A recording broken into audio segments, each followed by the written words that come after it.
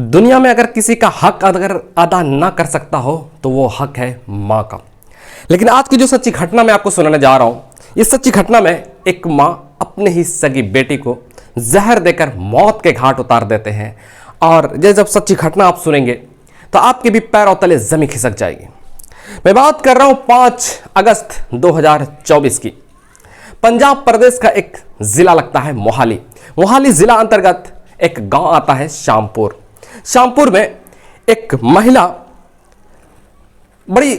महिला का जो पति था वो फौज में था। महिला का पति फौज में था। महिला घर में अकेली रहती थी, अपनी बेटी के साथ रहती थी। उसके बाद बेटी के साथ तो रहती थी, सब कुछ ठीक था, लेकिन पड़ोस के ही रिश्तेदार, उसके दूर से ही रिश्तेदार से उसके घर आना जाना होता था। और धीरे धीरे नजदीक क्या पड़ी, दोस्ती हुई, दोस्ती फिर प्यार में बदल गया, प्यार फिर इस कदर परवान चढ़ा, इस कदर परवान चढ़ा कि अवैध संबंध बनने लगे।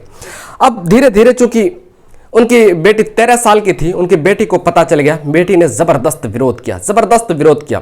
अब बेटी कह रही थी कि हम पिताजी को बताएंगे सारी बातें। अब जो है ना, वो महिला पूरी तरह से डर जाती है। अब वो सोचने लगती है कि शायद अब तो बदनामी होगी, अब तो बहुत तरह की बात वो सोचने लगती है। उसके बाद अपने प्रेमी से कहती है कि कुछ दवाइयाँ देते हैं लिख करके कि ये दवाइयाँ लेकर के आना। उसके बाद वो लेकर के आते हैं और उसको खाना में मिला करके अपनी बेटी को खिला देते हैं।